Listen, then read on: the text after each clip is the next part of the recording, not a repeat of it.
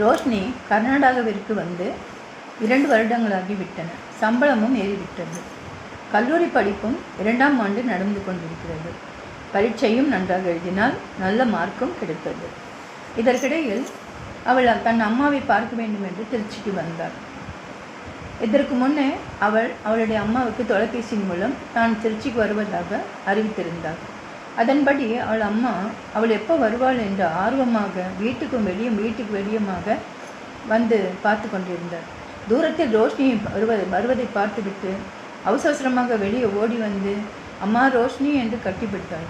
ரோஷினியும் தன் கையில் இருந்த பேக்கை கீழே போட்டுவிட்டு அம்மா என்று கட்டிப்பிடித்து இருவரும் ஒரே சந்தோஷத்தில் மூழ்கினர். ரோஷினி அவள் தன்னுடைய அம்மா வீட்டிற்கு திருச்சிக்கு வந்து 1 வருடம் ஆகியது. தன் அண்ணனின் தம்பியும் பார்க்க மிகவும் ஆவலாக இருந்தாள். அதனால் வீட்டுக்கு வந்தவள் தன் அண்ணனுடைய தம்பியும் அம்மாவுடனும் 3 பேருடனும் சந்தோஷமாக 2 நாட்களை கழித்துவிட்டு மீண்டும் கர்நாடகாவிற்கே திரும்பினாள். திருச்சியிலிருந்து கர்நாடகாவிற்கு வந்தவள் அலுவலகத்திற்கு சென்றாள். அன்று மத்தியானம் சாப்பாட்டு வேலை. அனைவரும் சாப்பிட்டுட்டு அவரவர் இருக்கையில் உட்கார்ந்தபடி ஏதேதோ பேசிக்கிட்டு இருந்தனர். ரோஷினி மட்டும் தன் எதிரே இருந்த மேஜையின் மீது இருக்கும் ஃபைல்களை பார்த்து கொண்டிருந்தால் அப்படியே தலையை மேஜையின் மீது வைத்து குனிந்திருந்தாள். அந்த வழியாக வந்த அசிஸ்டன்ட் டைரக்டரும் மேனேஜிங் டைரக்டரும் அவளை பார்த்து அருகில் வந்தனர். அசிஸ்டன்ட் டைரக்டர் ரோஷினியை பார்த்து, ஹாய் ரோஷினி, என்ன எல்லோரும் ஜாலியாக இருக்க நீங்கள் மட்டும் கவலையாக இருக்கிற மாதிரி தெரியுது, are you not feeling well என்று ஆங்கிலத்தில் கேட்டார். அதுக்கு ரோஷினி, நோ சார், நான் நல்லா தான் இருக்கிறேன், இரவில் கண்விழித்து படிக்கிறேன், அதுவும் இல்லாமல் இன்று தான் திருச்சியிலிருந்து வந்தேன் என்றார். பிறகு மேனேஜிங் டைரக்டர் அவளை பார்த்து, ரோஷினி மிகவும் திறமையானவர், சுறுசுறுப்பானவரும் கூட என்று பாராட்டினார். ரோஷினி இப்படி நல்ல பெயர் வாங்க காரணம் அந்த கடவுளும் அவளின் பெற்றோர்கள் செய்த புண்ணியமும் அவர்கள் அருளும் ஆசீர்வாதமும் தான்.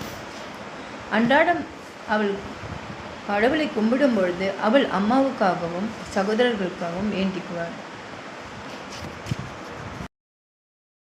ரோஷினி மறுதினம் தன்னுடைய அலுவலக வேலைகளை முடித்துக்கொண்டு மதிய கல்லூரிக்கு சென்றாள். அன்று மதியம் கல்லூரி வளாகத்தில் ஜமுனா, யாமினி, துர்கா மூவருடனும் ரோஷினி பேசிக்கிட்டு இருந்தாள். அப்போது அங்கு வந்த வேதியியல் மாணவன், அவன்தான் ரோஷினியின் குடையில் மழைக்காக ஒதுங்கினவன். ஹாய் அம்ப்ரெல்லா, எப்படி இருக்கீங்க, எந்த டிபார்ட்மெண்ட் நீங்கள் என்று ரோஷினியை பார்த்து கேட்டான். ரோஷினி திருவென முழிக்க, ஹாய் மதன், இவளை உனக்கு தெரியுமா என்று துர்கா கேட்க, அதற்கு மதன் ரோஷினியை பார்த்து, மழையில் காப்பாற்றின இவங்களை என்னால் மறக்க முடியுமா? தலை ஸ்டைலாக சாட்சி ரோஷினியை ஒரு மாதிரி பார்த்தான். அதற்கு துர்கா, டேய் மதன், ரோஷினி எந்த ஊர் சேர்ந்தவள் தெரியுமா? அவள் தமிழ்நாட்டை சேர்ந்தவள், நல்ல பெண், எப்பொழுதும் எதையோ பேசிக்கிட்டே யோசிச்சுட்டே இருப்பாள், அது என்னவென்றே தெரியவில்லை. நான் மட்டும் என்ன கெட்ட பெண்ணா என்று சொன்னேன் என்றான் மதன். மேலும் மதன் அவர்களிடம், அன்றைக்கு கூட மழைக்காக அவங்க குடையிலே புகுந்தப்போ அவங்க ஏதோ யோசனையில் நடந்துக்கிட்டு இருந்தாங்க. நான் திடீரென்று போனதும் பயந்துட்டாங்கன்னா பாரேன் என்று கலகலவென்று சிரித்தான். மதன் அவர்கள் 4வரையும் கேன்டீனுக்கு காப்பி குடிக்க அழைத்தான். மதன் 4வரையும் அழைத்து கொண்டு கேன்டீனுக்கு போனான். கல்லூரி கேன்டீனில் நல்லா இருக்கும் காஃபி என்று சொல்லி கொண்டே போனான். அப்பொழுது ரோஷினி போய் உட்கார்ந்தவள், எனக்கு காஃபி குடித்து பழக்கமில்லை என்று சொல்லிவிட்டாள்.